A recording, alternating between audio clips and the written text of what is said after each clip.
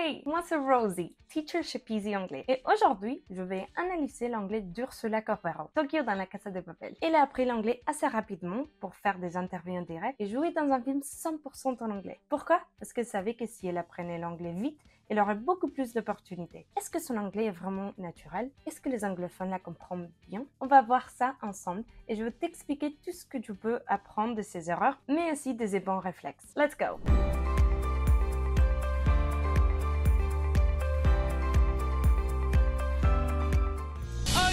Oh my! Oh boy! Oh boy! Really? Come on! This is amazing. Oh, it is amazing. I'm so happy you're here. I'm so happy to be here. You came all the way from Madrid to see us. Yeah. Thank you so much. Why not? This is your first ever talk show, late night appearance? Yeah. I'm so honored. Can you believe this? My first talk show here with Jimmy Fallon, Nicole Kidman, chill, you know? It's chill, it's just us talking. Je la trouve naturelle et compréhensible. Même si on entend son accent, elle reste fluide et spontanée. Oui, elle a un accent, mais tout le monde a un accent. Il ne faut pas oublier qu'avoir un accent, ce n'est pas un défaut. Il faut arrêter de vouloir absolument parler comme un natif. Ce qui compte vraiment, c'est la communication. Être capable de faire passer un message. Oui, on reconnaît certaines caractéristiques d'une hispanophone qui parle anglais, mais ce n'est pas du tout une vache espagnole, comme on dit parfois en français. Cette expression est un jugement et la répéter, c'est entretenir l'idée qu'avoir un accent, c'est mal. On pourra même dire qu'Alex aussi a un accent américain. Quelqu'un qui vit en Inde aura un accent indien. Et en Angleterre aussi, il existe même plein d'accents différents selon les régions. En réalité, c'est impossible de ne pas avoir d'accent. Un accent, c'est une part de notre identité et de notre histoire. Et ça ne devrait jamais être une surstante. Let's continue. Well, I have to talk about congrats on the success of Money Heist. I mean, this It's been crazy. Thank you, God. when did you realize that it was just giant? Well, I remember I was in Uruguay. I was with my parents-in-law and my boyfriend, and we were celebrating the New Year's Eve. And Dans l'interview, Ursula prononce Uruguay un peu comme en espagnol, pas à l'anglaise. Ici, ce n'est pas un problème parce que c'est facile de le comprendre, mais ne pas adapter la prononciation des noms de villes ou pays à la langue qu'on parle peut créer des malentendus. Par exemple, Londres en français se prononce très différemment de London en anglais. Si on mélange les deux, ça peut embrouiller les gens. Même avec Paris, si on le prononce à la française en parlant anglais, je suis désolée, mais certains ne comprendront pas. Du coup, oui, peut-être qu'on devra dire I live in Paris, si on veut être compris. And it was crazy because I went to this party and it was crowded and all of a sudden people didn't recognize me there before, you know? So all of a sudden everybody was coming up to me like, Tío Tokyo, eres una diosa, eres una... And I was like, Wow. what's going on here? This is crazy. Something changed. Yeah, and I remember because my brain wasn't able to understand what was going on. I remember I said to my boyfriend, what a coincidence that all the people who watch Money Heist are here in this party, you know? What are the odds? Yeah. Everyone who watches the It show was like- are at this party. Yeah, it's like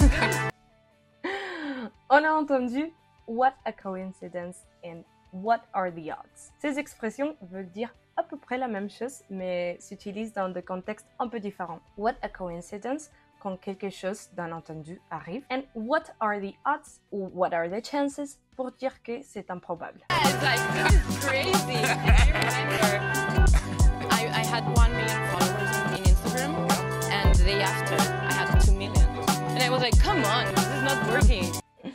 Ici, Ursula dit in Instagram au lieu de on Instagram. C'est une erreur super courante, je l'entends très souvent chez les francophones aussi. Comment s'en souvenir? Eh bien, tout ce qui se passe en ligne va ressembler à online. Donc, on utilise on. Online, on Instagram, on Facebook, on YouTube, on Netflix, on the Internet, on the radio.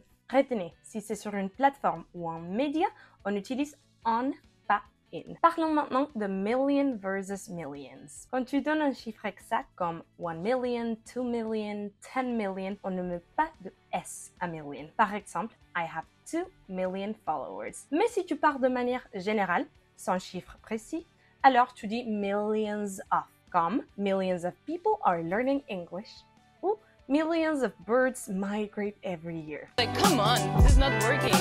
Anything is working. What's going on? Yeah, there you go. How is this possible?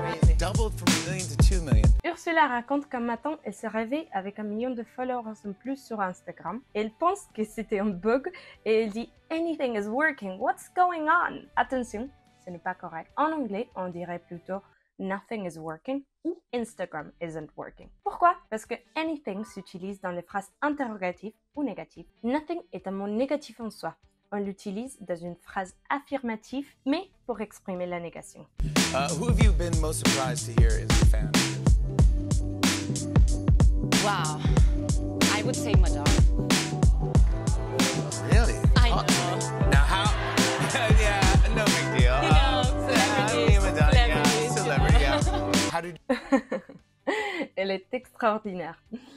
Ce qui est aussi très marquant chez Ursula, c'est son langage corporel. Elle est super expressive, charmante et on voit qu'elle utilise beaucoup son corps pour communiquer, surtout quand elle montre la surprise. Et ça, c'est important à rappeler.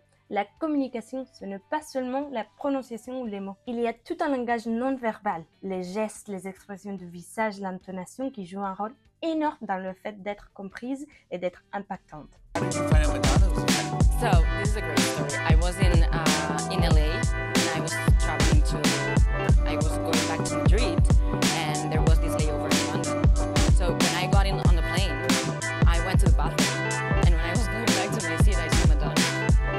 And I was like, what? Is that Madonna?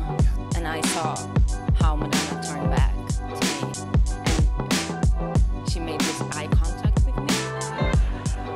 And all of a sudden I saw how she came directly, giving the eye contact, you know? And then she came to my seat. I don't know how to do it because I'm wearing this dress, but she started putting on her shoes like this in my seat, her sneakers, you know? In your seat, on In your my lap. seat, and she was like, hey, hi. Ursula a dit « She started putting on her shoes in my seat ». Elle confond un peu les prépositions.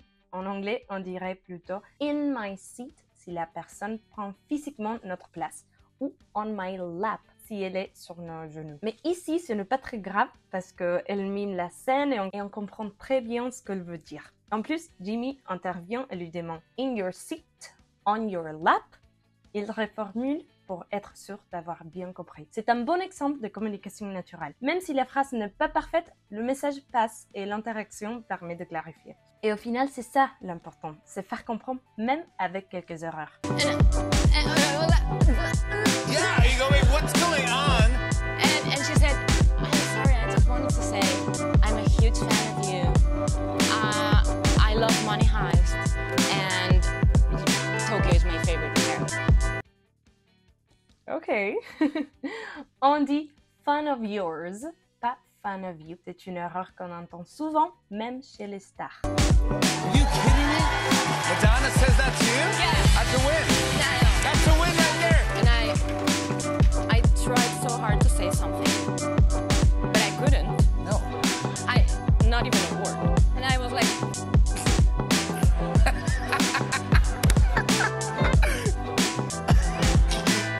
Nothing's coming out. and she was like, are you okay? Are you okay? Yeah. And then she said, do you know who I am? My God. What? No, that was embarrassing. And I was like, all of a sudden, Camera. I could talk, Yeah. you know? And I said, of course I know who you are, you're Madonna. Okay, all right, but that's very loudly. Okay, all right, yes. On remarque aussi qu'elle utilise des expressions comme you know ou you know what I mean. C'est exactement ce que font les anglophones quand ils racontent une histoire ou cherchent leurs mots. Ce genre de petites expressions rend le discours plus fluide, plus naturel et il crée du lien avec la personne qui nous écoute. Yes, I do. And then she was like, okay, she gave me her phone. And she said, write your phone. give me your phone. And she left. So all of a sudden I was with Madonna's phone in my hand. And she left. This is Madonna's phone. You're entering your contact Yeah. in Madonna's phone. And then I left. Très intéressant. Ici, Ursula dit write your phone. Ce n'est pas tout à fait correct. En anglais, on dirait plutôt write your phone number, give me your number, ou comme Jimmy le répète juste après, enter your number. C'est un petit détail, mais important pour que la phrase sonne naturelle.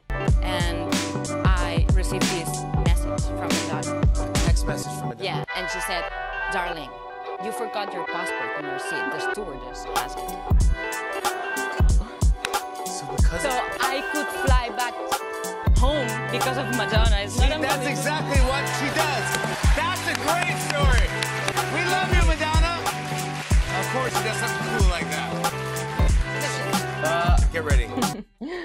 Moi, je la trouve formidable. Tu as aimé ce format de vidéo? Moi, j'ai adoré analyser l'anglais d'Ursula. Il est vraiment pas mal. Tu trouves qu'elle se débrouille bien en anglais? Tu savais qu'elle jouait uniquement en espagnol au début, mais après le succès de la série, elle a été invitée dans des émissions américaines et même dans un film 100% en anglais. Elle a dû booster son anglais hyper vite. Et tu sais comment elle l'a fait? Pas avec de la grammaire, avec de la pratique tous les jours dans la vraie vie. Si toi aussi tu veux apprendre l'anglais cet été de façon légère et fun, inscris-toi à notre événement gratuit, la semaine de l'anglais Summer Edition. Le lien est dans la bio. Et si tu veux d'autres vidéos comme ça, pense à t'abonner à la chaîne. See you next time!